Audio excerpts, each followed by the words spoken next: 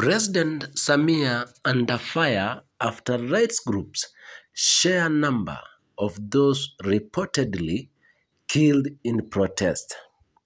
Tanzania is facing mounting political turmoil after hundreds of citizens were charged with treason and rights group alleged that thousands were killed in the wake of the country dispute general election.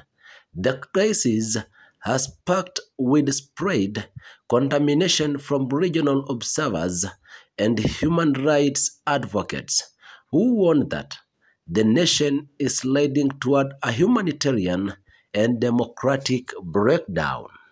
According to civil society groups, as many as 3,000 people may have been killed and thousands more are missing, following violent clashes that erupted after the October 29 election. EBK, subscribe your channel.